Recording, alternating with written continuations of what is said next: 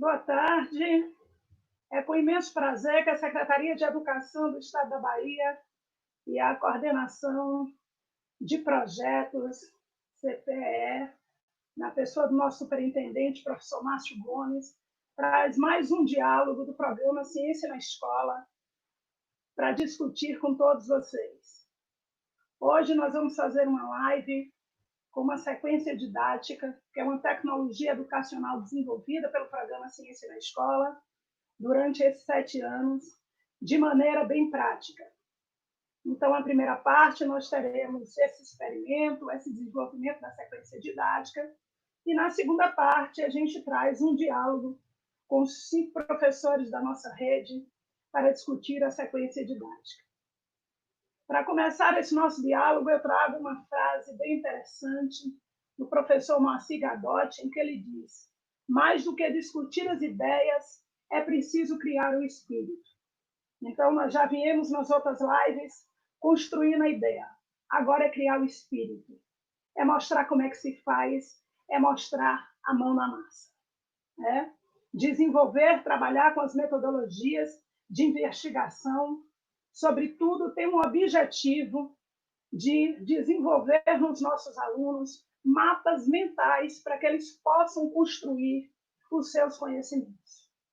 Então, não basta transmitir os conhecimentos de forma fechada, porque de forma fechada não se cria mapas mentais, não se consegue produzir conhecimento. Então, é nessa perspectiva que nós trazemos esse diálogo na tarde de hoje.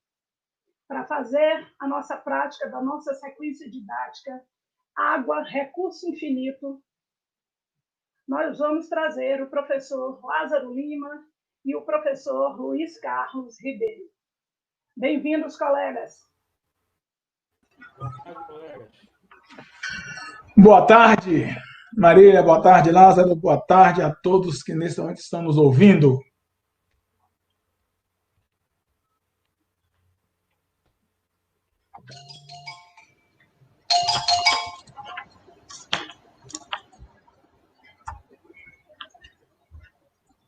Pronto, Marília. Pronto, com vocês. Pronto, está tendo algum... Eu vou precisar da apresentação.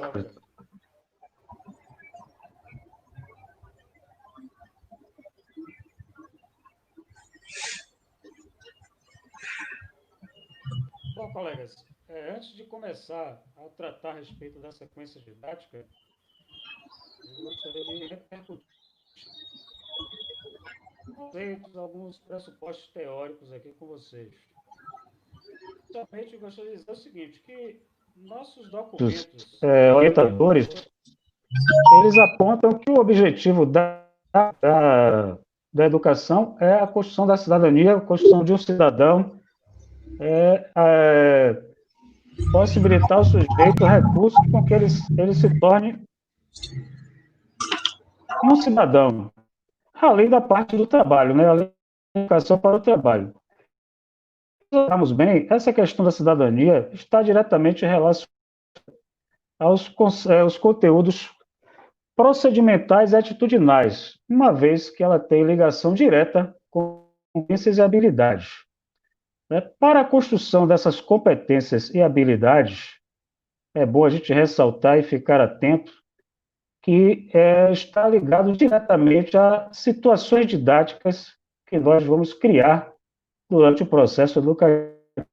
São essas situações que possibilitam, a minha forma de pensar, a questão das competências e habilidades, e as situações didáticas elas precisam dialogar diretamente com os conteúdos conceituais e fáceis. Então, lembre-se disso na hora que estiver falando das etapas da sequência didática, que nós vamos aplicar esses conceitos aí, essa teoria. Só um minutinho, layzinho aqui no PowerPoint.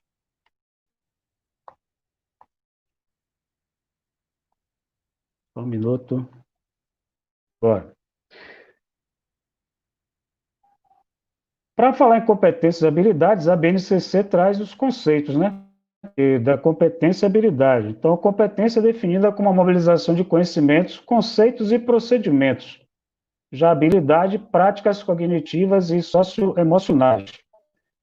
Então, repito, minha reflexão é que procedimentos, práticas cognitivas e socioemocionais estão diretamente relacionadas a conteúdos procedimentais e atitudinais. Uma outra coisa que eu queria refletir antes de começar também é sobre a questão do conhecimento.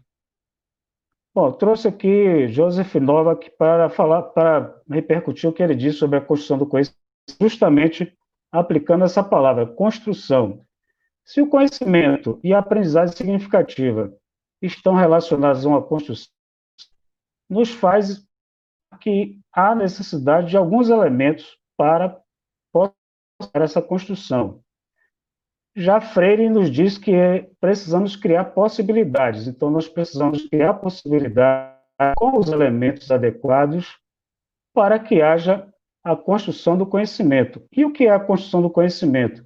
Quem responde isso é Einstein, quando ele diz que uma mente que se abre a uma nova ideia jamais voltará ao tamanho original, nos dando a entender o conhecimento que vai modificando a cognitiva do sujeito, diretamente relacionada à plasticidade cerebral. Então, construção precisa de elementos, as possibilidades estão relacionadas às situações didáticas que vão gerar a plasticidade cerebral, que é a consolidação do conhecimento ou do conhecimento de maneira significativa. Se nós observarmos, bom, que elementos são esses, né, anteriormente? Já que eu falei de elementos, quais são os... Se nós fizermos um breve passeio, todos vocês sabem, a respeito das teorias de aprendizagem, de Piaget, Vygotsky, Paulo Freire, Novak, nós podemos extrair desses teóricos já alguns elementos que, na minha opinião, são facilitadores, né, da aprendizagem de maneira significativa e possivelmente vão nos ajudar a construir as competências e habilidades necessárias para cidadãos. A primeira coisa é a presença de uma estrutura cognitiva. É consenso isso entre os vistas, é claro, né? Que a estrutura cognitiva é importante, é nela que vai se ancorar, que vai se alicerçar, que vai se ligar o novo conhecimento. Um outro elemento importante é o conhecimento prévio. Mediação, sentimento e ação. Então, nós pudéssemos, né, extrair, um funilamento, peneirarmos esses teóricos, vamos encontrar esses aí. Para além desses elementos, é importante a gente observar que tem elementos da contemporaneidade.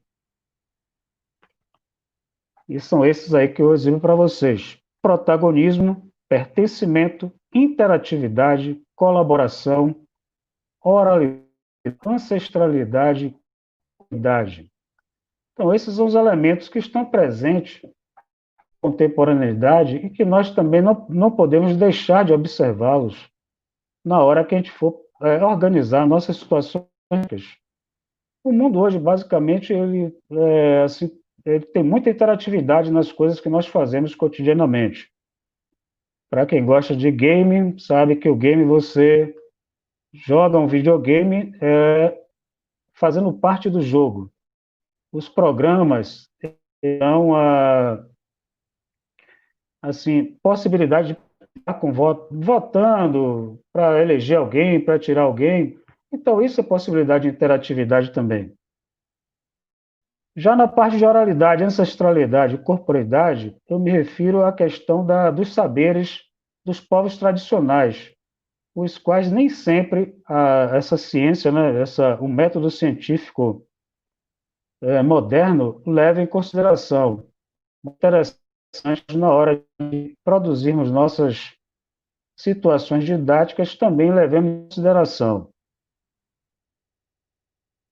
Bom, e por final, agora, para começar, né, a sequência didática. A sequência didática que nós vamos tratar aqui é na perspectiva elaborada por Zabala, né? Então, ele diz que são atividades ordenadas e articuladas, né, com objetivos educacionais, e nós vamos saber quais são esses objetivos, que dialogam tanto com o método como com esses que eu citei anteriormente para vocês.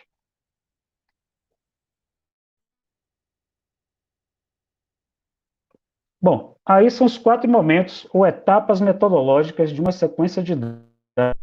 O primeiro momento é explorar. Segundo momento, investigar, solucionar problemas e avaliar. Vejam que só em observar essa estrutura já nos remete à estrutura do método científico, né? Hipótese, né? Experimentação, solução de problemas através de experimentos, testes e um final que nós vamos avaliação final do que aconteceu. Bom, qual é a abrangência de uma sequência didática? Ela abrange os 4 conteúdos: conteúdo factual, conceitual, procedimental e atitudinal. Estão percebendo como tem relação com os elementos que eu citei anteriormente? Bom, a primeira sequência didática, que está aparecendo aí para vocês, só um minutinho, isso aí, tem como objetivo a sensibilização e a sondagem dos conhecimentos prévios. O que isso quer dizer? Que é o momento de fazer uma lição com o estudante, de fazer ele compreender que aquele conteúdo, que aquele assunto que você vai tratar tem a ver com a vida dele, né? E também de você gerar interatividade, que é o modo que eu dou voz ao estudante. À medida que eu deixo ele falar do que ele sabe, né? No caso, na sondagem dos conhecimentos prévios, eu estou dando vez, estou gerando uma interatividade. Então, nessa tela eu tenho várias recomendações, que eu não vou ler uma por uma, é claro, mas, assim, é importante se perguntar como posso explorar o tema de modo a cativar o interesse dos estudantes. Então, é o momento de você gerar um vínculo com o estudante. Esse é o momento. E é o momento de levantar os conhecimentos prévios e, a partir daí, fazer o planejamento, né, das próximas ações, a partir do que eles já sabem. O segundo ponto, na segunda etapa lógica, é o momento de levantar as informações. Então, agora já sei o que os estudantes sabem a respeito do conteúdo, já fizeram suas hipóteses iniciais a partir do que eles sabem, sem, assim, de forma a levar em consideração que está errado. E agora é hora de buscar informações variadas.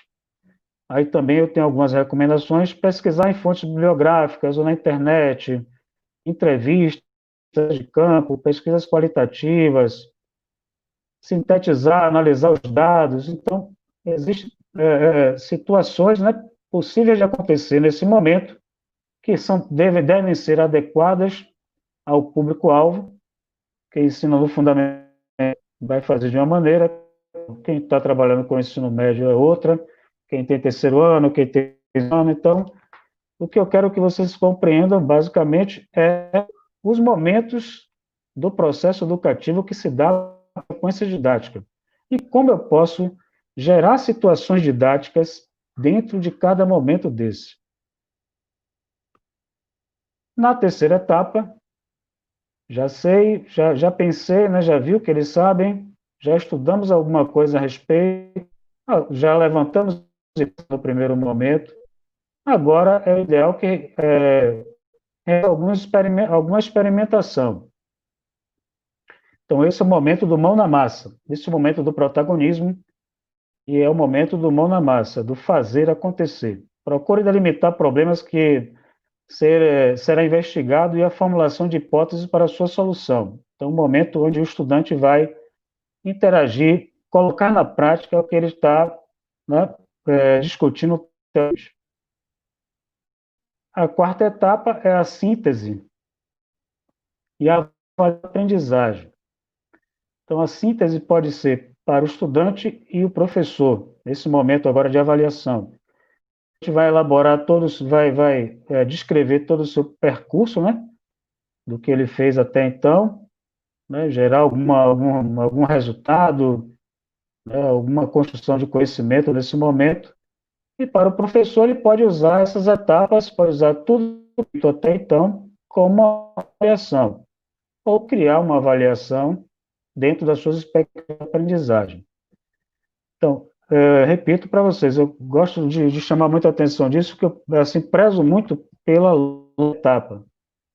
Aqui a gente não está falando de conteúdo, né? De se é de língua portuguesa, se é de matemática, se é da área de ciências naturais. O interessante é a gente entender que o processo educativo que usa a sequência didática como método, a cada etapa eu preciso selecionar situações didáticas que tenham uma direta com o objetivo daquela etapa. O programa Ciência na Escola ele disponibilizou na rede estadual livros que trazem modelos de sequência didática. Essas sequências didáticas estão diretamente relacionadas às ciências da natureza, a maioria delas. Mas isso não quer dizer que os colegas de outros componentes curriculares não devem pegar dessa metodologia a partir desses materiais, porque, repito, é a lógica com que ele foi construído que é importante a gente entender. Então, nós temos dois livros dos professores, são o livro azul e o livro verde, que diretamente com o livro do estudante, que estão mais abaixo, o da tarja vermelha e da faixa azul, tá? Ainda tem o Prática para Compartilhar, que foi um livro, uma coletânea de sequências didáticas que professores da rede produziram. Para hoje nós vamos discutir sobre a sequência didática do livro azul, que é o primeiro livro. As escolas estaduais que têm fundamental, provavelmente tem esse livro lá, tem o livro do estudante também. Então, a sequência didática tem o título Água, Recurso Infinito. Vejam que já começa com questionamento, né? Então, agora a gente vai entender como é que ela foi pensada, como é que eu devo proceder para aplicá-la. A primeira coisa que eu devo é fazer uma leitura da ficha técnica. É na ficha técnica que está a ficha de planejamento da sequência didática. Lá eu tenho os conteúdos factuais, procedimentais, atitudinais que estão relacionados a essa sequência. Tenho também as expectativas, ou agora direitos de aprendizagem, que estão expressos lá também. Tem o objetivo, tem a relação com o PCN. Podemos fazer uma relação agora com os PCN, com a BNCC. Então, o primeiro momento é fazer a leitura. Os materiais que eu vou utilizar para a prática estão nessa ficha técnica. Aqui, ó, conteúdos factuais dessa sequência. Identificação de capacidade de orientação. Bom, o segundo momento é, ainda como procedimento prévio, é que você deve atuar os materiais e equipamentos, se forem necessários, né, ver se tem uma turma inteira, se vai dividir em grupos, né, se vai elaborar planilhas para o estudante, né, escrever algo durante o desenvolvimento da sequência didática. Então, é bom organizar tudo antes, para na hora a gente estar tranquilo o trabalho com a aula. Uma outra coisa que é importante, a sequência didática não necessariamente ela precisa ser realizada em uma única aula. Ela pode ser realizada em mais de uma aula. Bom, para essa sequência didática o recurso infinito, vamos ver aqui, aí chegou para vocês, vamos ver aqui a exploração do conceito. Lembra qual é o objetivo dessa primeira etapa? Conhecimentos prévios e fazer com o estudante, né? Sensibilização no sentido de fazer com que o estudante perceba que ele tem aquilo que está sendo tem a ver com a vida dele. Então, quem elaborou essa sequência pensou em perguntas, questionamentos que vão fazer com que ele mobilize, né, a estrutura cognitiva dele que tem a ver também com esse conteúdo. Então, foram feitos alguns questionamentos. E essas letras que estão aí, se vocês veem, tem letra A, né? Essas letras que vocês vão encontrar na sequência representa a que o professor deve desenvolver. Então, o professor deve iniciar a aula envolvendo os estudantes no tema proposto por meio das próprias vivências, tá? Lembre-se, ó, que tem a ver com o ismo, com a interatividade, com a questão do pertencimento. Então, são as próprias vivências que precisam ser trazidas nesse momento para sensibilizar esses conceitos anteriormente. Então, foram perguntas. Quem já ficou um dia sem ter acesso à água, seja para beber e se banhar, seja para lavar objetos em geral?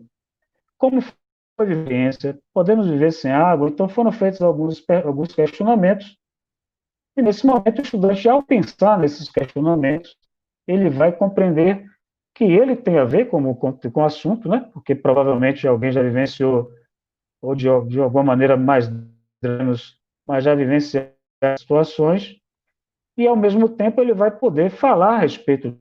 Esse é o momento de se expressar, sem certo, sem errado.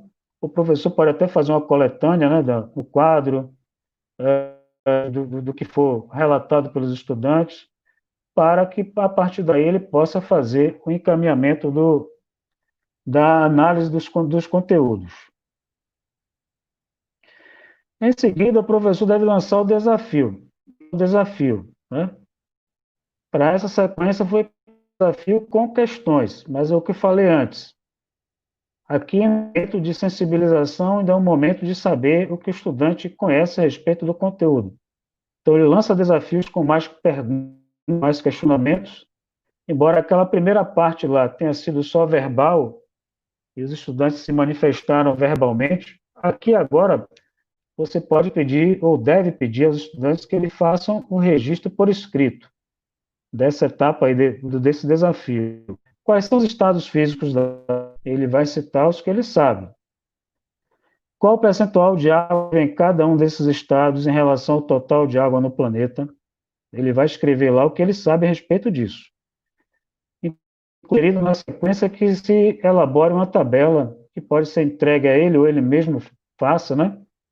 Ele, estudante, no caso, faça essa tabela, você já entrega a tabela, onde tem hipóteses iniciais, lá o primeiro, letra A, que é a única para escrever agora é essa, as iniciais dele.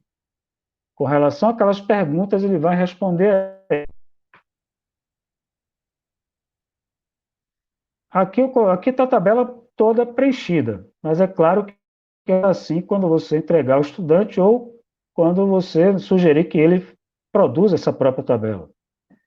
Aí é um gabarito, né? Então está tudo escrito aí, mas ele vai preenchendo aos poucos. Primeiramente, só colocar o que ele pensa a respeito daquelas questões. Bom, a segunda etapa, pegando aí para vocês, a segunda etapa, investigação do conceito. Qual é o objetivo dessa etapa? Lembram? É a etapa onde eu vou fazer o levantamento de informações.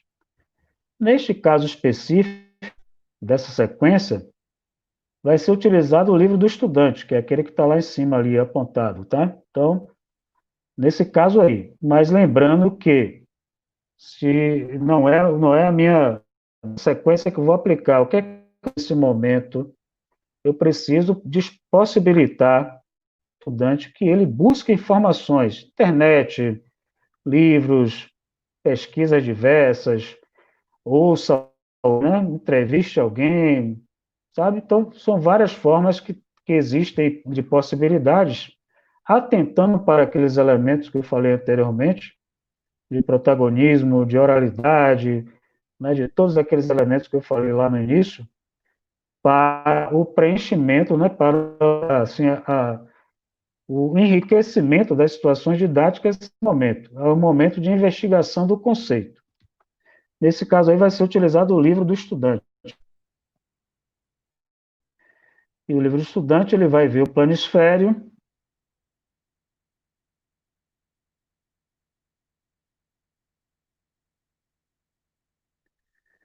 e nós temos a sugestão de algumas páginas, a indicação de algumas páginas para citar, né, no livro do estudo que eu mostrei para vocês anteriormente, onde aí sim ele vai levantando informações que vão responder aqueles questionamentos que o professor fez no início.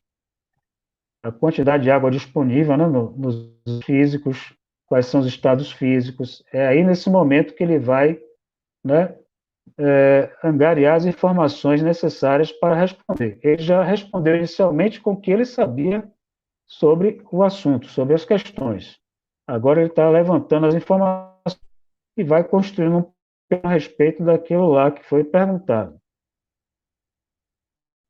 Em seguida, a letrinha D aí, vai aparecer para vocês, só um minuto, lá indica que uma das coisas agora que já promove uma certa interdisciplinaridade é a produção, de alguma maneira, de uma representação de 30% e 70%, que são os percentuais de água doce e água salgada no planeta. Na época do programa Ciência na Escola a Formação, nós fazíamos essa representação utilizando balas coloridas, queimados coloridos. Nós faríamos o cálculo, né, claro, do percentual e fazíamos a representação. Então, que o estudante faça isso também. Qual é o objetivo disso? Para que ele veja, assim, visualize, né, de forma mais concreta, a diferença que há entre 70%, que é mais da metade, do 30%. Né? Letra E, mais uma vez, vai aparecer para vocês aí, só um minuto. Então, letra E lá em cima, mais uma vez, uma consulta, né, ao livro do estudante. E dessa aí, descobrir quais são os estados físicos, né, onde os vários estados físicos estão presentes no planeta. Aqui mais alguns desdobramentos.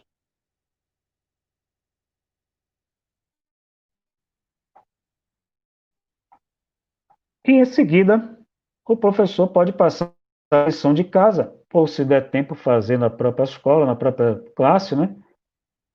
Completar apenas a parte B da tabela, que é a tabela que foi entregue a ele, ou ele mesmo construiu lá no começo. Ele só fez a parte A, que era o que ele sabia a respeito das questões. Agora, depois de todo o estudo, né, que ele fez com o livro do estudante, que no caso aí dessa sequência foi utilizado apenas o livro do estudante, ele vai preencher a parte, né, e vai escrever lá as informações que ele conseguiu, né, absorver a partir da leitura do livro.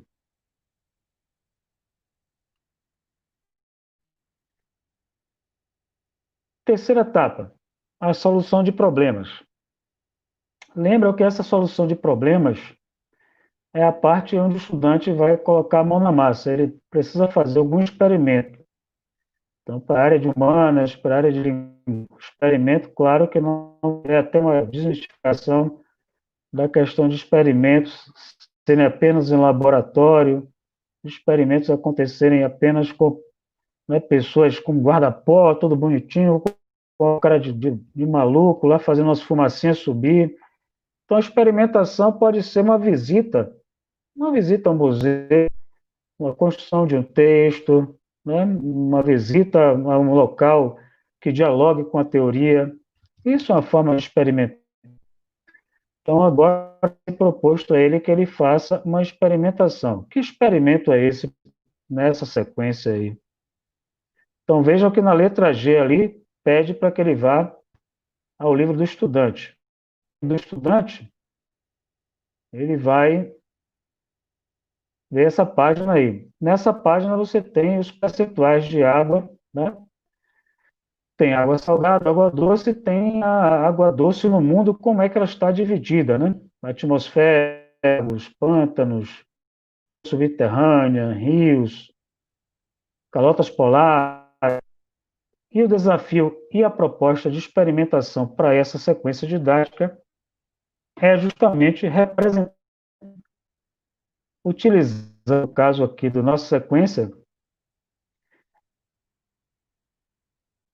garrafas PET, copo plástico, que é o que o professor Luiz vai fazer daqui a pouco para vocês ao vivo e a cores. Antes, é bom a gente perceber que para realizar esse experimento, ele vai ter que fazer novos cálculos matemáticos, porque o 2 litros da garrafa vai representar os 100% de água do planeta, 100% total de água no planeta. Como é que essa água doce é distribuída? Aí ele vai ter que ver os percentuais e fazer um cálculo, né, dos 2 litros da água, como é que ele vai distribuir nos outros recipientes. É muito legal esse experimento e muito interessante que você percebe que o disponível dentro de um universo de litros, o disponível para o nosso consumo são apenas algumas gotas.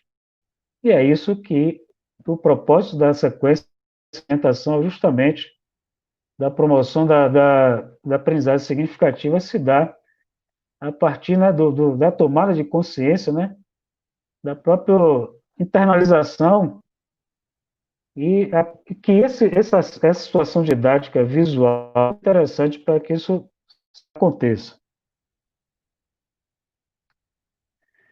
A avaliação é a última etapa, vai aparecer aí para vocês, só um minutinho. Aí, a avaliação é a última etapa. Como eu falei antes, aqui, essa sequência, ela traz uma proposta de avaliação. Mas essa avaliação, ela tanto, né, está relacionada ao próprio estudante, a autoavaliação do próprio estudante, que ele vai descrever, né, o que aconteceu com ele nas várias, no processo inteiro, e para o professor também. Para essa sequência, é propor a tabela que eu ia pôr. Aí. Então, nessa tabela, na segunda coluna, vocês podem ver a habilidade observada. Então, nós podemos fazer uma adaptação, que ela ainda se remete a PCN.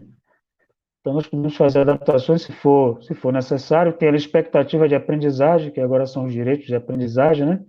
Então, a proposta para essa sequência é que for produzida essa tabela, onde o professor, né, sinalizando de cada estudante, né?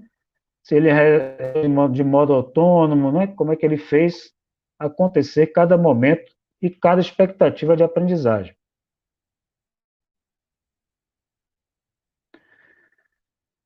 Para finalizar, eu trago a reflexão de uma citação de Paulo Freire: ninguém ignora tudo, ninguém sabe tudo, todos nós sabemos alguma coisa, todos nós ignoramos alguma coisa, por isso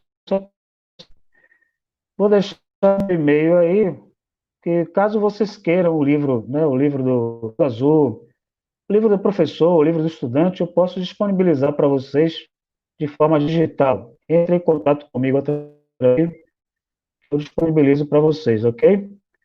Um abraço a todos, muita saúde e paz aí para todo mundo. Retorno com Marília.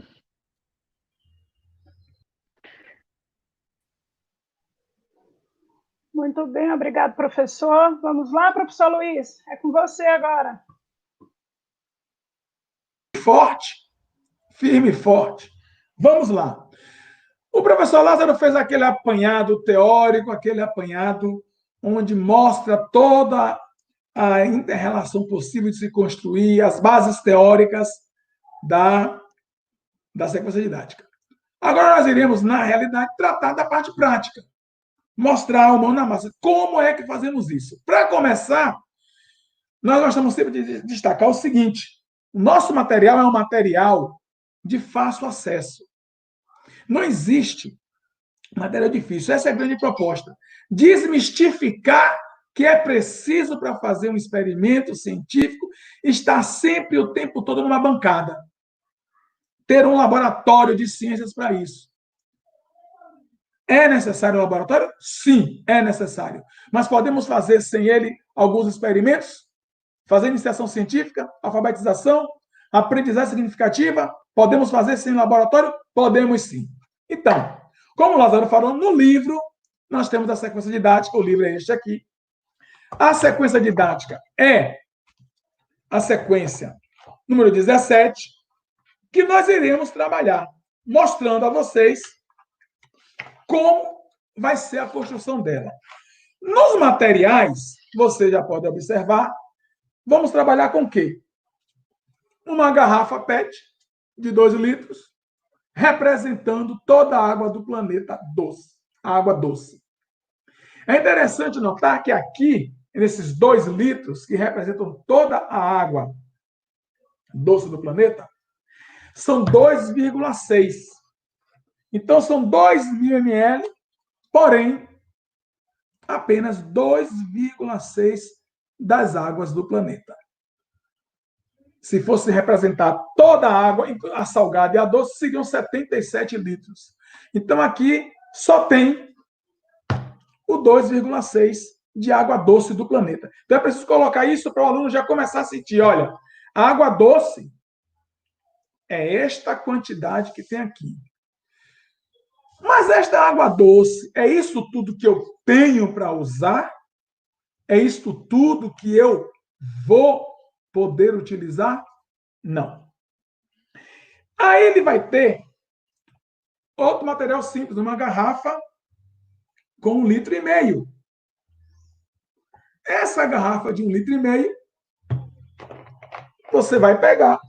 O aluno vai fazer o experimento, ele vai pegar um funil, coisa simples, que você encontra em qualquer lugar, funilzinho, e vai pegar dessa garrafa de 2 litros e vai despejar aqui 1,5 litro de água, que vai representar a água das geleiras e das calotas polares, que nós não temos o acesso, o uso dela, não é tão barato. Então, não é uma água fácil de você poder utilizar para consumo. Então, aqui, já desses 2.000 ml, 1,5 litro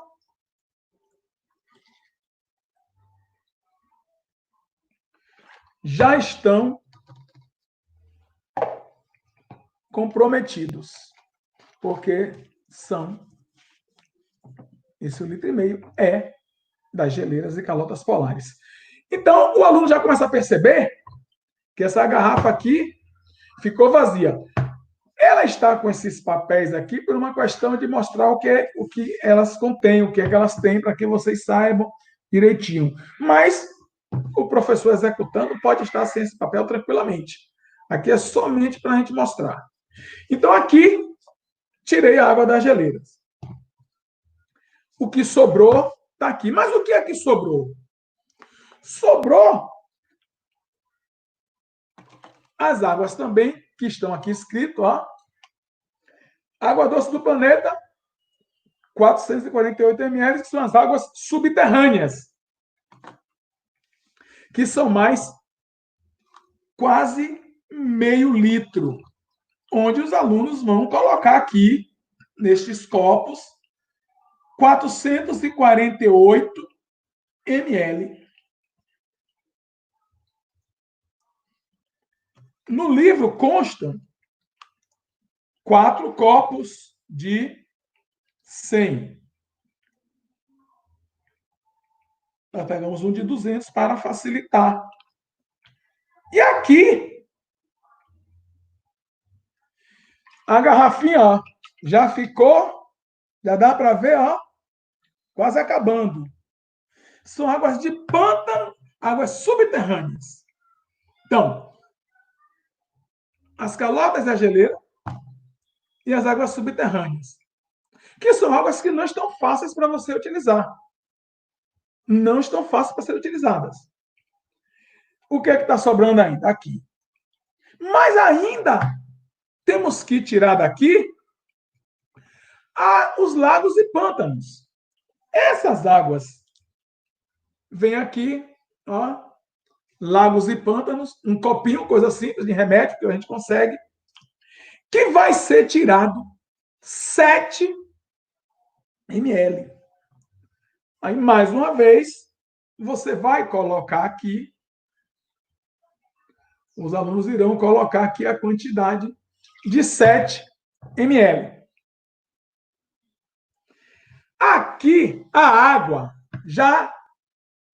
ele já começa a perceber claramente, em alguns casos, se for bem medido, ele já não vai ver essa quantidade aqui. Aqui eu deixei essa quantidade para facilitar a demonstração.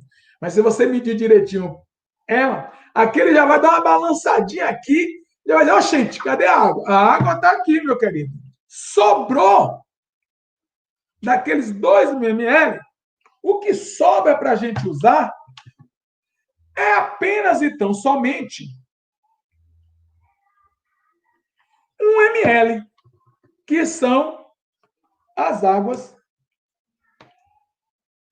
dos rios e da atmosfera. E aí, para medir esse 1 ml, eu utilizo uma seringa. Se você tiver um conta-gota também, que é o que está colocado no livro, serve. Eu não utilizei o conta-gota para exatamente, mais uma vez, mostrar que adapta-se às coisas. Não precisa estar com a receita de bolo prontinha. Bota a sua cereja. Eu botei minha cereja. Não encontrei 4 copos de 100, peguei um de 200. Não tinha um conta-gotas, peguei aqui a seringa. Coloca-se 1 ml aqui. E esse 1 ml são as águas dos rios e da atmosfera. É esse 1 ml desses 2.000 iniciais que nós temos para nosso uso. Esta visão, nós realizamos essa sequência, essa visão para o aluno é de impacto. É de impacto. Porque ele começa com uma garrafa deste tamanho de água, acreditando em princípio nisso aqui, e quando ele for de fato ver, a água que nós temos para uso é essa aqui. Apenas 1 ml. E aí desperta nele o que eu ouvi quando a última vez que eu executei, uma criança de 9 anos disse: aí é injusto. Eu disse: não, não é injusto, não, é a realidade, não é injusto, é a realidade. Ele achou injusto porque tinha tanta água aqui e, de repente, ele só se viu com esta pequena quantidade. E é esta pequena quantidade a que é mais disponível para uso. Esta que é a água que temos para uso. Que é a água dos rios. É onde você tem a captação em rio. Você não faz captação de água em pântano. Você não faz em geleira. Você não faz no mar. Você não faz em lago.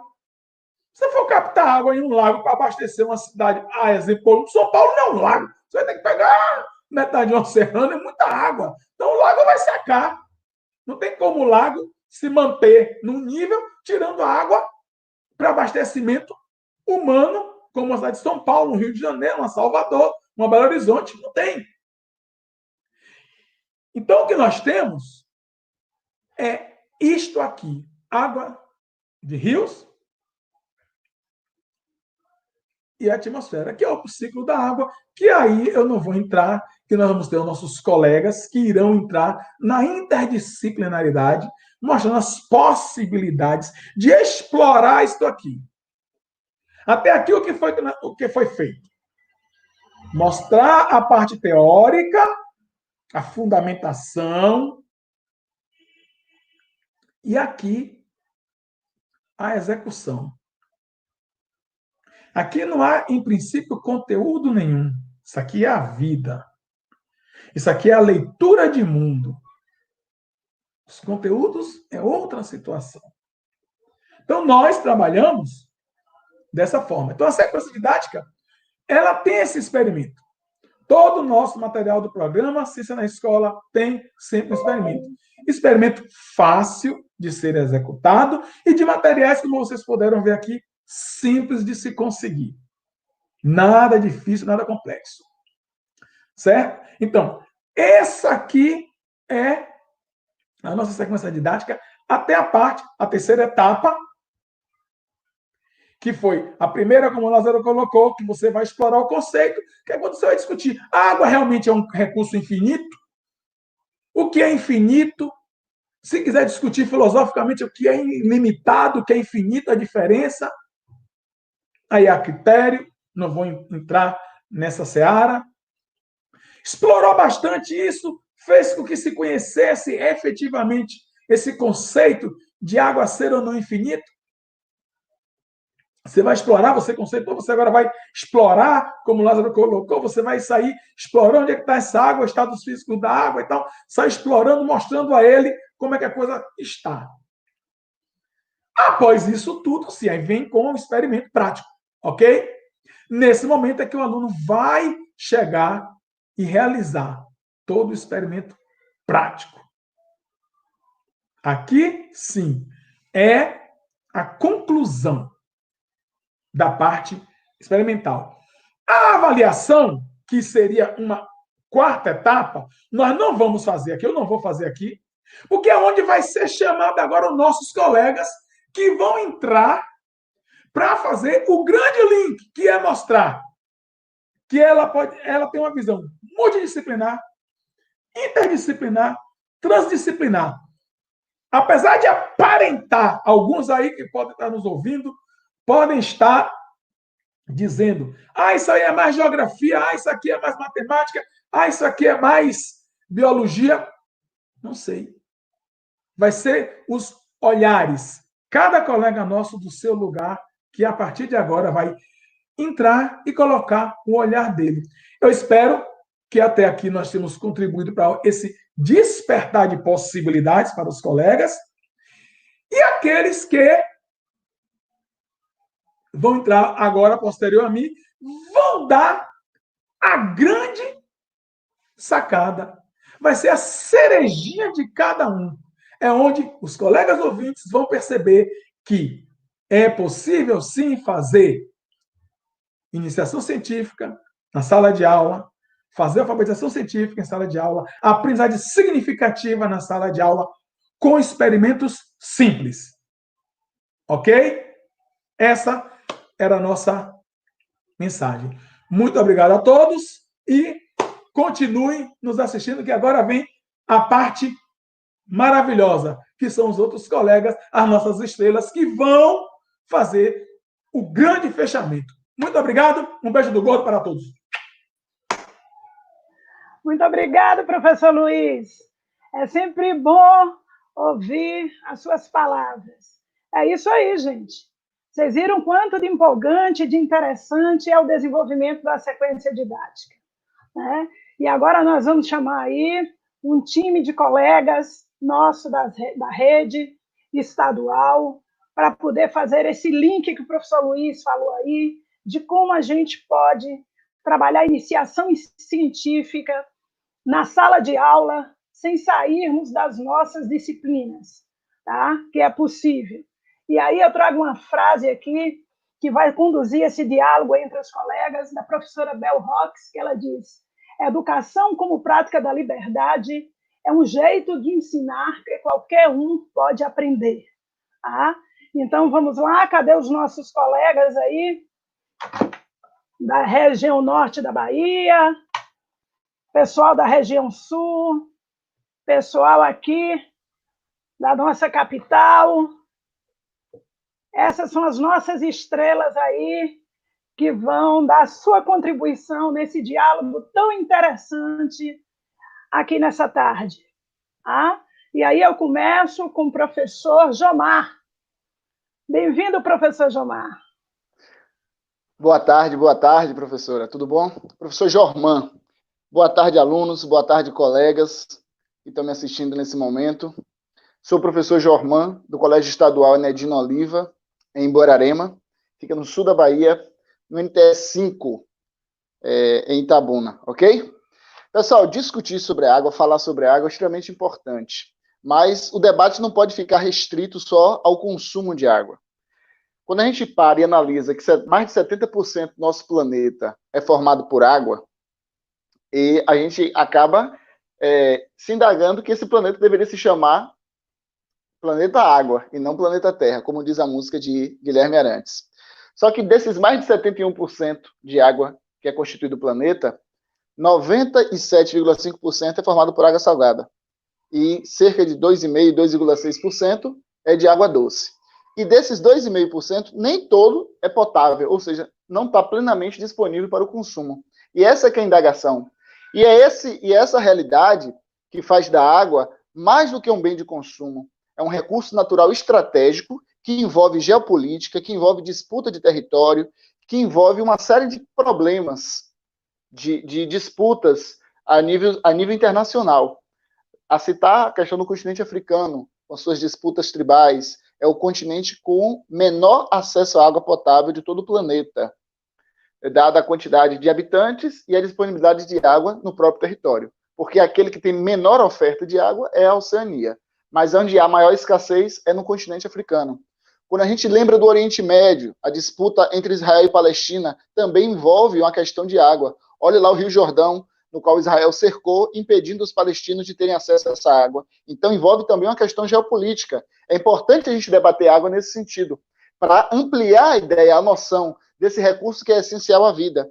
As grandes expedições espaciais que os homens realizam para outros planetas, e mesmo para a Lua, o principal motivo, a busca primeira dessas expedições é justamente encontrar ou água ou vestígios dessa água. Por quê? Porque onde há água, há vida. Então, olha esse detalhe aí, grave aí, porque pode estar caindo na sua prova, é importante para você estar ciente dessa situação. E trazendo um pouco para a realidade, para aquilo que a gente está vivendo nos dias de hoje, com essa pandemia, não tem como não falar de pandemia. Ela está no cotidiano de todos os habitantes do planeta. E, mais especificamente, em locais onde as condições médico-sanitárias são tão ruins, são tão difíceis, como pedir para que essas pessoas lavem as mãos, para que se mantenham higienizadas, se o acesso à água é difícil? Então, olha que contradição, olha como essa temática da pandemia veio trazer à tona essa questão tão cara e tão importante que é o acesso à água no nosso planeta. Beleza? Outra questão importante é sobre a utilização da água.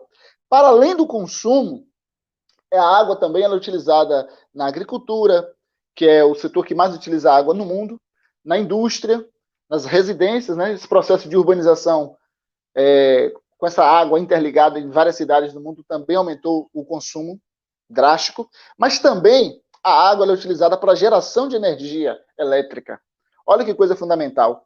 Entre as 10 maiores economias do mundo, gravem aí, entre as 10 maiores economias do planeta, aquele país que possui a fonte de energética mais limpa, menos agressiva ao meio ambiente, é justamente o Brasil. Porque a base de sua matriz energética é, sobretudo, a partir da água. É evidente que nós utilizamos outras fontes energéticas, mas a água é a principal fonte de energia do Brasil.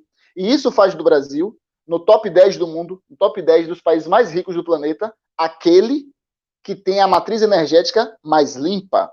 Mas, quando a gente fala em Brasil, a gente tem que entender que nós temos, em nosso território, nós temos aqui no Brasil, a maior disponibilidade de água doce do mundo. É bom frisar que nós não temos a maior quantidade de água doce. O Canadá, por exemplo, tem muito mais água doce do que o Brasil, mas lá está no estado sólido. Água doce disponível para o consumo em formato líquido, aí o Brasil é campeão disparado. Outros países como a Rússia, República Democrática do Congo, Estados Unidos, China, também têm grandes ofertas de água. Mas mesmo nesses países, a oferta de água é escassa, dependendo da região. Aqui no Brasil, por exemplo, as regiões centro-oeste e norte, principalmente, é onde abriga a maior quantidade de água. E, porventura, por um acaso do destino, por uma questão histórica, são as duas regiões menos povoadas do Brasil. Já as regiões sudeste e nordeste, que são as regiões mais populosas do país, são aquelas que têm os menores índices de acesso à água, de recursos hídricos no território desses estados, dessas cidades. Então, a água no Brasil, apesar de estar em abundância, se comparada a outros países, ela é mal distribuída pelo território. Nós também contamos com grandes reservatórios de água subterrânea. Olha o aquífero aí, Alter do Chão.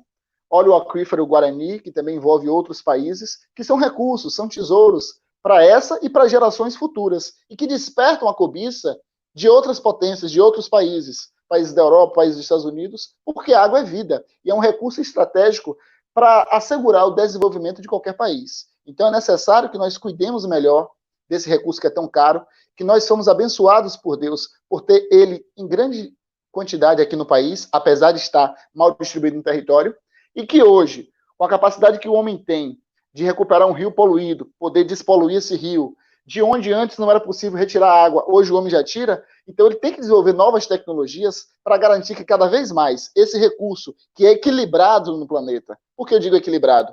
Porque a água da Terra ela não está indo para a Lua, não está indo para Marte, não está sumindo do planeta. É a mesma quantidade de água há milhões e milhões de anos. No entanto, existe uma necessidade de preservar cada vez mais esse recurso, porque o consumismo tem aumentado.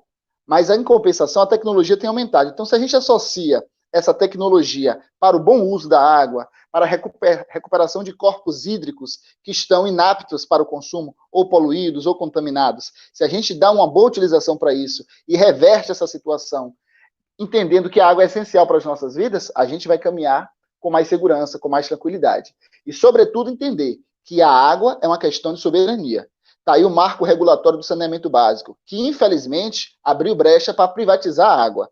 Já que a água é tão importante, ela é fundamental, ela envolve uma questão de soberania nacional, a água tem que ser gerida pelo poder público. O Estado tem que garantir a proteção, a preservação e a disponibilização da água para a sua população. Se a gente abre espaço para privatizar, potências estrangeiras, outros grupos internacionais que não têm interesses em garantir um bom abastecimento para a população local, podem trazer consequências sérias e graves para o futuro. Pessoal, essa é a dica do professor Jorman, de Geografia. Nosso Instagram, @professorjorman. Segue a gente lá nas redes sociais. Queria agradecer ao professor Luiz pelo convite. Queria agradecer à SEC por disponibilizar esse espaço para a gente estar dialogando um pouquinho. E agora vem uma fera aí da biologia. A professora Cida, é com você. Forte abraço a todos e até a próxima. Boa tarde a todos os colegas. Meu nome é Cida Nunes, sou professora de Biologia e Iniciação Científica no Colégio Estadual Vila São Joaquim, aqui em Sobradinho, e também sou professora de Ciências na Unidade de Ensino Municipal, Colégio Municipal 24 de Fevereiro. É um prazer, agradeço enormemente pelo convite da Secretaria e do programa Ciência na Escola. Parabenizo toda a equipe, os colegas que me antecederam, né? O professor Luiz, Lázaro, que brilhantemente colocaram aí o modo de fazer a sequência didática e de forma prática, né? Bem objetiva, lúdica, fácil de ser entendida. Nós estamos aqui na bacia do Rio São Francisco, na porção do submédio São Francisco. Sabemos muito bem, colega Jorma, que a água é um bem precioso. Nós estamos aqui no semiárido seco do Brasil, um semiárido quente, né? Mas, ao mesmo tempo, nós estamos à borda, né, do lago de Sobradinho, que é o maior lago da América Latina, e, infelizmente, muitas comunidades que nossos alunos são moradores, estão ainda sem acesso à água. Então, a temática da água ela é sempre presente, não só na nossa escola, em todas as escolas do município. Temos um trabalho muito forte com a temática água, como também as igrejas, a Igreja Católica com a Romaria das Águas. Então, essa é uma vivência sempre constante na nossa prática pedagógica, essa sequência apresentada aqui, como também utilizamos outras pranchas, além das que o professor Lázaro apresentou. Nós trabalhamos com a prancha da sequência didática do Rio São Francisco, também da vida no sertão, por estarmos aqui no sertão, no bioma Caatinga.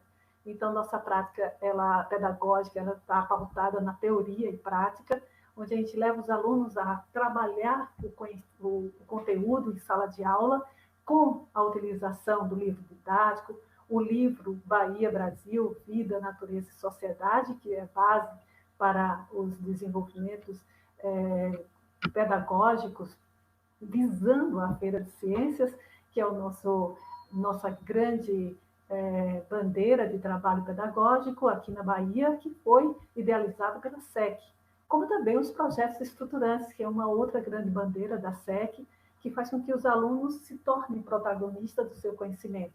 Então, aqui eu vou apresentar uma forma de como é que a gente fez acontecer a sequência didática né? E como isso surgiu, né, dentro dos alunos, a motivação para se tornarem protagonistas num trabalho coletivo.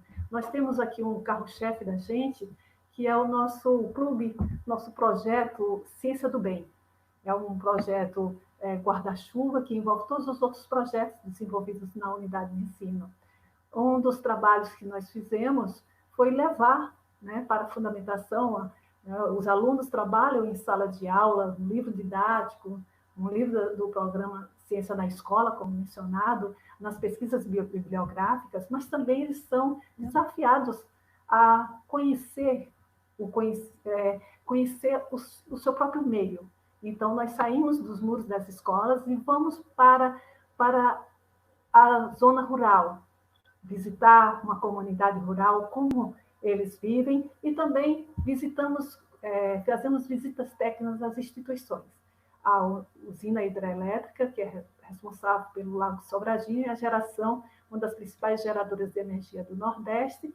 Os alunos conhecem todo o funcionamento da barragem e dialogam com os técnicos engenheiros da usina, conhecendo essa potência, né, tanto de energia como de armazenamento de água.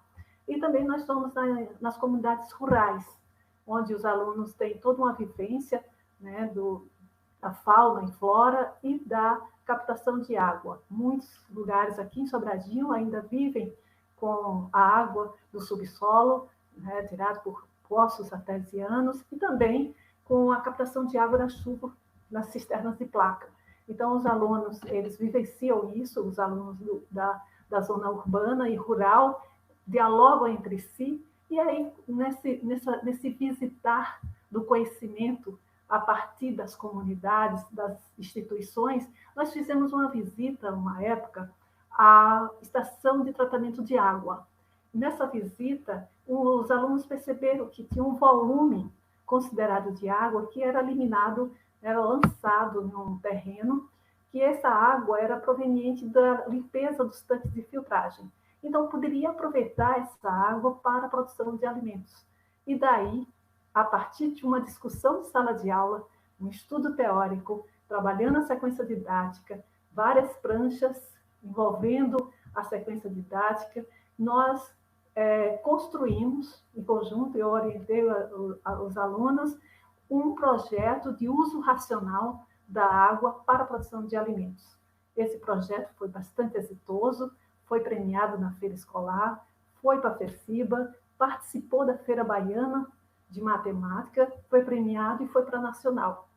Conseguimos uma publicação no artigo B1, na revista da Sociedade Brasileira de Matemática, onde fez com que a gente também fomos convidados para apresentar na Feira Internacional Ciência Jovem. Esse projeto demonstrou para os alunos que, a partir de uma discussão teórica em sala de aula, utilizando o livro, que a gente fala carinhosamente, o livro da ciência da escola, o livro da Feira de Ciências, eles podem construir coletivamente o seu próprio saber, ser protagonista e sentir que, a partir do seu meio, com um olhar global, pode ter soluções viáveis para a questão do uso racional, pois esse projeto ele usou uma tecnologia da barragem subterrânea. Nós ainda não conseguimos executar, mas espero que um dia a prefeitura compre essa proposta e execute. Nós trabalhamos ele interdisciplinar, mostramos na matemática, na sustentabilidade, na segurança alimentar, com o uso do gênero com as mulheres, em que é possível desenvolver ciência na educação básica, é possível fazer com que um projeto da educação básica seja um alavancador na geração de alimento e de renda, porque o excedente, os alunos, as alunas provaram matematicamente que a produção na área era possível atender 12 famílias, focamos na questão do gênero, as mulheres trabalhando nesse projeto, fundamentamos isso, e o excedente gerar renda, com a venda para a merenda escolar ou para as famílias dos próprios alunos. Então, nessa prática, a partir da sequência didática, utilizando outros instrumentos e outras fontes bibliográficas, visitas também à prática e às oficinas temáticas para construir esse projeto, nós demonstramos que a ciência é possível ser realizada, não é, professor Luiz?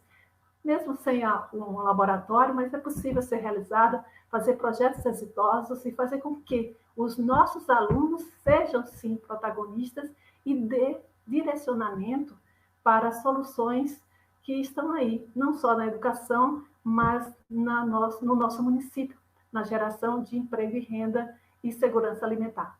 Obrigada. Passo aí para o nosso colega continuar as atividades de hoje. Obrigada. Boa tarde.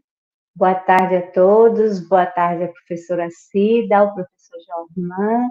E eu quero agradecer o convite feito pela professora Marília e o professor Luiz, assim como o grupo todo da Ciências na Escola. Eu moro em Ilhéus, sou professora do CEP Álvaro Melo Vieira, trabalho numa escola de educação profissional. E eu estou trazendo aqui, vou trazer um pouquinho da minha experiência como professora de Química. A partir dessa sequência didática, nós podemos trabalhar alguns conteúdos, né? Que pode ser a densidade, a solubilidade, a polaridade das moléculas. Nós podemos trabalhar também ácidos, bases, sais e óxidos, soluções, entre outros conteúdos. Mas eu não gosto de trabalhar apenas conteúdos. Eu penso que atrelar a disciplina química a temas que estão ligados à realidade social, cultural e ambiental, fazendo um link com outras disciplinas, é fundamental para o desenvolvimento dos nossos alunos. Então, eu gosto de trabalhar subtemas partindo do geral, como, por exemplo, planeta Terra e planeta Água, como já foi citado pelo professor Josman. A gente pode trabalhar também a questão da poluição das águas, a contaminação dos lençóis de água pelo chorume, chegar a mais um tema específico da química, como a chuva ácida, e trazer para a nossa realidade local. Então, nós moramos em Ilhéus. Ilhéus significa ilha. Então, nós temos águas que cercam a cidade por todos os lados.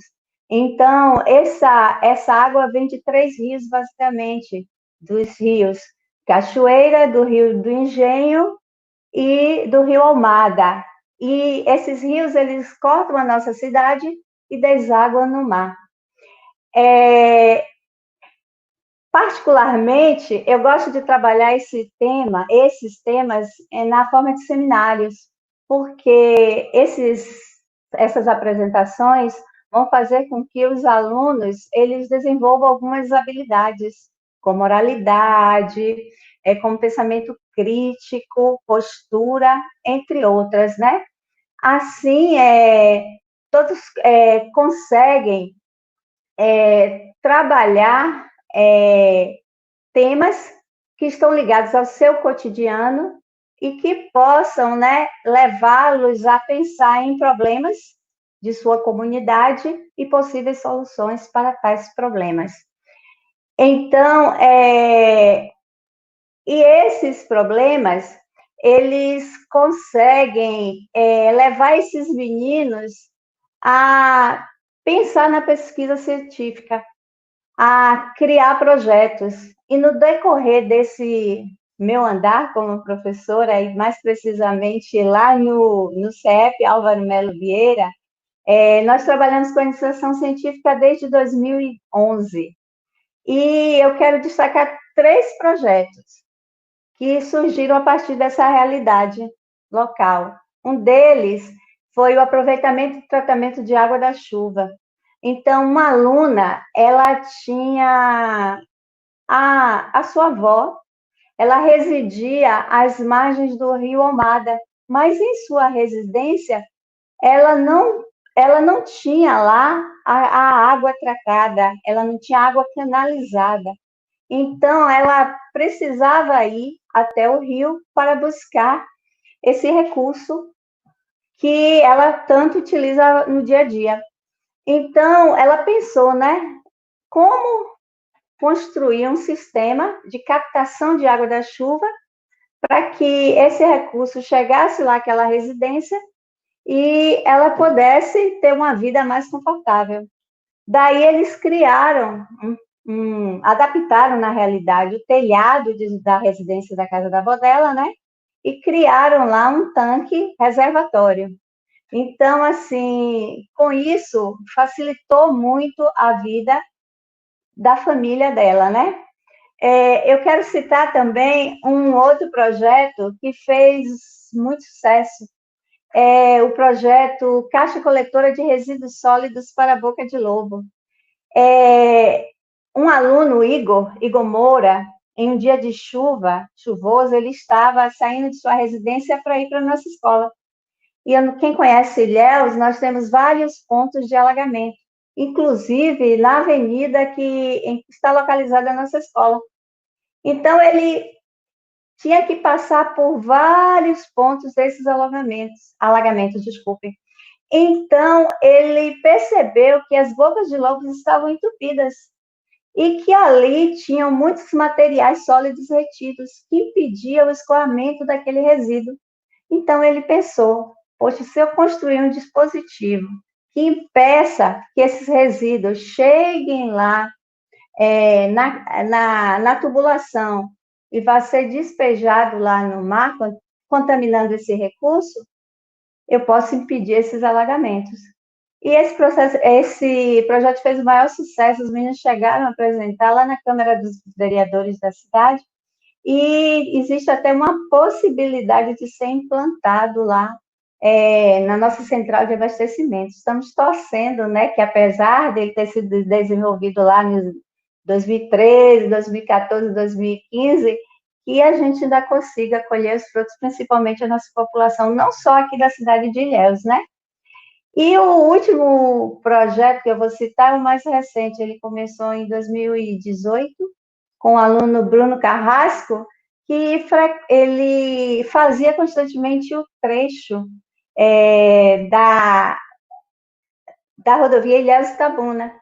Então, para quem conhece Ilhéus ou para quem não conhece, uma parte da estrada, por uma parte da estrada, a gente consegue observar o Rio Cachoeira. E ele começou a perceber a grande quantidade de baronesas. E essas baronesas, elas estão presentes lá na cidade de Itabuna, né, onde elas se originam, e elas descem pelo rio e chegam até Ilhéus. E depois isso num período de chuva, né? E após alguns dias começa o processo de putrefação. E essas baronesas, elas terminam contaminando a água e contaminando também a areia da praia. E isso atrapalha, né, toda a população que depende ali, né, do sustento, do pescar, as pessoas que vão ali à praia como lazer e até mesmo aqueles turistas que frequentemente estão em nossa cidade. E aí o Bruno disse, não, aquela baronesa ali tem matéria orgânica, o que eu posso fazer? E aí ele pensou, estudou e conseguiu fazer um adubo a partir desse material. E esse adubo ele foi testado e foi já aprovado a sua eficiência, e nós vamos entrar recentemente na terceira fase dessa pesquisa. E o que é que eu quero passar disso tudo para vocês? Que eu sou suspeita de falar de sequência didática. Eu gosto muito de trabalhar com sequência didática, assim como a experimentação, seja ela na sala de aula ou no laboratório de nossa escola. Eu gosto também muito de trabalhar essa questão desses temas na forma de seminário, e quando a gente consegue atrelar tudo isso à iniciação científica, eu acho que é possível desenvolver algumas competências no aluno, e com isso a gente torna, né, esses meninos aí cidadãos capazes de atuar no ambiente em que nós vivemos. Enfim, obrigada.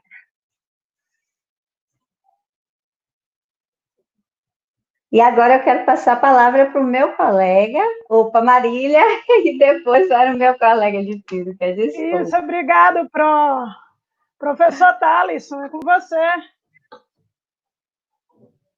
Bom, estamos aqui. Boa tarde a todos os colegas. Meu nome é Thaleson, sou professor de Física aqui em Salvador, no Colégio Estadual de Pau da Lima. Primeiro, eu quero agradecer Marília, o senhor Luiz também pelo convite e todos que fazem esse projeto. Muito bacana, tá? Bom, pessoal, então, eu também sou uma pessoa que gosto muito de estar refletindo sobre a minha prática pedagógica, refletindo sobre os meus planejamentos, né? De maneira eu adequo melhor os conteúdos que eu vou estar trabalhando em sala de aula para que a gente possa proporcionar o aprendizado. Então, dentro da sequência didática que está sendo trabalhada, que está sendo discutida, falar sobre a água como um recurso infinito e instigar no aluno, né? O próprio título da sequência já é uma provocação. Água é um recurso infinito. Então, dentro da física, a gente pode trabalhar partindo de algumas problematizações que a gente pode fazer, a depender do contexto que você viva. Se você mora numa cidade um pouco mais litorânea, você pode abordar a questão da importância da água como uma substância termorreguladora. Isso vai afetar diretamente na baixa amplitude térmica que cidades litorâneas, como Salvador, que é a cidade que eu moro, possui, né? E a água ela tem uma característica muito, muito, muito importante que permite que ela possa regular esse clima, que é a questão do calor específico, né, sensível, que é um parâmetro físico que a gente analisa dos materiais, e da capacidade térmica também, né? Mas professor, eu não moro numa cidade litorânea, eu moro numa cidade que está um pouco mais afastada, um pouco mais no interior, e aí? Existem diversas situações, pessoal, do nosso dia a dia que podem envolver a água e a física. Eu nasci aqui em Salvador, mas eu morei muitos anos em Santo Antônio de Jesus, né? E lá em Santo Antônio de Jesus, geralmente as noites são um pouco mais frias do que os dias, né? E a amplitude térmica é um pouco maior do que a amplitude térmica aqui em Salvador. E aí uma coisa que a gente tinha o costume de fazer a gente tinha um fogãozinho de lenha lá no fundo da casa, e a gente esquentava a água para tomar banho, né? Então, nesse processo de você esquentar a água para tomar banho, a gente percebe que quando você coloca logo a panela no fogo, com a água, a gente já consegue perceber que a panela, em pouco tempo, ela já atinge uma temperatura um pouco significativa, enquanto que a água, muitas das vezes, ainda está fria ou está morna, né? E por quê? O que é que a água tem que ela vai proporcionar, vai ser mais difícil aquecer a água do que a panela, do que o metal. Então, a gente já pode fazer essa comparação aí da água com o metal e comparar o calor específico sensível da água com o metal. Percebam, são perguntas que a gente pode trazer, situações, problema que a gente pode trazer para a aula e que isso pode mexer com o estudante, porque ele pode se identificar com essas problematizações que a gente vai estar apresentando no curso da nossa aula. De repente, o estudante, ele vê o seu pai numa oficina mecânica, né, dando manutenção num carro, por exemplo, e a gente sabe hoje que os fluidos que são utilizados, o fluido que é utilizado para fazer com que o sistema do motor de um veículo seja refrigerado é a água. Mas por que a água? Porque não pode ser um outro fluido. O que é que a água tem do ponto de vista da física que permite que ela seja utilizada nessa perspectiva? Então, eu fui olhando, analisando, lendo a sequência e percebendo que a gente tem um leque amplo de possibilidades que a gente deve e pode explorar nesse sentido. Então, é um tema que dentro da física a gente pode trabalhar de diversas formas. Eu trouxe aqui especificamente a parte da calorimetria, mas a gente pode expandir isso aí não só para calorimetria, a gente pode falar sobre outras áreas também, como a própria hidrostática. Tá? Se o professor tiver um conhecimento sobre a região, por isso que é importante a gente a gente ter esses conhecimentos prévios sobre os nossos estudantes, né? Você conhece a região em que o estudante mora, você conhece a história de vida desses estudantes. A partir disso, a partir dessas informações, como é que eu posso? Eu quero falar sobre água, eu quero falar sobre física, mas eu quero respeitar o histórico desse meu estudante. Então, fazer essa pesquisa, esses levantamentos prévios, isso é importante também na nossa prática pedagógica. Beleza? Então é isso, pessoal. Eu espero que, de alguma forma, a gente possa ter contribuído com uma motivação a mais para que vocês pudessem, assim, tentar enxergar quem leciona essa disciplina, não só física, mas a parte de ciências também, uma correlação entre física e esse estudo tão importante da água. Deixar um recado aqui para vocês, eu sou professor de física aqui, tenho feito algumas lives, hoje mesmo eu vou estar fazendo uma live voltada para a prova do Enem, né, que quero saudar aí o professor Wagner da Costa, que provavelmente deve estar acompanhando, professor lá de Alagoinhas, é um grande parceiro que está fazendo essas lives, desenvolvendo essas lives com a gente, tá? Então, vou estar fazendo uma live logo mais às 19 horas, a gente vai resolver umas questõezinhas de física aí para o Enem. E quem quiser conhecer um pouco desse trabalho, tem meu Instagram que vai aparecer provavelmente aqui embaixo, né, Thalisson, que é como eu sou conhecido pelos colegas e pelos estudantes, e a gente vai estar desenvolvendo esse trabalho. Muito feliz de ter participado aqui, espero, já estou me convidando, poder participar outras vezes desse trabalho e dividir um pouco da minha experiência dentro da sala de aula com vocês, ok? Forte abraço a todos, eu passo a palavra para minha colega, minha amiga Marília. Com você, Marília. Obrigado, professor Thalisson, pela sua contribuição. Vamos lá agora, nosso colega Liudson. Bem-vindo, professor. Obrigado, Marília. Boa tarde a todos e todas. É satisfação estar aqui com vocês. E coube essa parte final, né, de ter essa última contribuição com relação a essa sequência didática. Então, como já disse, meu nome é Liudson, eu sou professor do CIEI Itabuna, Complexo Integrado de Educação, trabalhando com língua portuguesa. E para contribuição nessa questão da sequência didática, eu já trago, de certa forma, um probleminha que a gente encontra quando vai aplicar sequências didáticas. Geralmente, quando são aplicadas alguma atividade relacionada às áreas de conhecimento das ciências da natureza ou ciências humanas, por exemplo, a gente da área de linguagem sente um pouco de dificuldade de como se enquadrar nisso. A gente vai analisar assim, português com matemática, o que tem a ver, letras com números, como é que a gente se enquadra nisso aí? Então, geralmente, a gente recorre a um amigo nosso, companheiro de sempre, que é o relatório. Então, quando a gente não sabe o que pensar, o que fazer assim, eu acho que acontece com alguns de vocês, comigo pelo menos acontece com meus alunos. Então, a gente recorre, vamos aplicar um relatório lá, que os meninos fazem um relatório, por exemplo, do experimento que o professor Luiz acabou de apresentar a eles. Descreve direitinho o que o Luiz fez, entrega para a gente, pronto, matou ali. Português e, sei lá, biologia ou química, tá tudo junto ali, conseguimos fazer. É o recurso que a gente utiliza. Porém, a gente vai receber o seguinte, esse mesmo relatório que a gente cobra para os meninos já estão meio que macaco velho nisso aí, então eles já estão sabendo, poxa, eles vão me pedir alguma coisa ligada a relatório aí, então já estou pronto. O que é que eles fazem? Escolhem quem é o melhor aluno, CDF da turma ali, o cara que faz todas as atividades, entrega tudo direitinho, faz tudo certinho. Pô, é você. Vão lá, pega nesse cara, cola nele e fala o seguinte, camarada, tu fez o relatório, e aí, como é que faz? Pega esse relatório do colega, vai lá, copia a mesma coisa, altera umas palavrinhas e tal, passa para o outro colega que faz o mesmo processo, altera mais umas palavras, você vai ver, fica o plágio do plágio do plágio, Ctrl-C, Ctrl-V, geral na galera ali. Eu passo por isso, não sei se vocês, acredito que sim, certo? Aí, nessa contribuição, a gente vai pensar o seguinte, a gente na área de linguagens tem uma possibilidade de ter uma coisa mais ampla. De que forma? Tem um conceito que a gente vai, não estou apresentando, vocês vão ver que está já presente muita coisa aí, dos gêneros textuais, que inclusive o relatório também é um deles, o resumo é um deles e tal. Mas esses gêneros textuais é uma coisa muito mais abrangente do que a gente pode imaginar. E desde os PCN, nos anos 90, já vem falando disso, agora também na BNCC, chama muita atenção, de que o componente fundamental para ensino de língua portuguesa é o texto, certo? Então, o texto vai ser a base de onde a gente tem que partir. Não mais aquela ideia que a gente tinha de conteúdos, por exemplo, português, pensar no conteúdo gramatical que eu vou aplicar na sequência didática sobre a água, a escassez da água e tal. Pô, não tem nada a ver. Então, a gente não mais vai trabalhar com conteúdo, mas com competências e habilidades. E isso já vem sendo dito desde os PCNs, agora na BNCC, tudo sobre isso.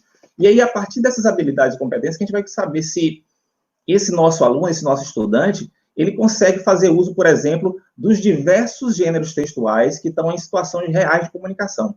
Isso que vai dar a ideia para a gente. é a partir daí que esse texto ganha sentido.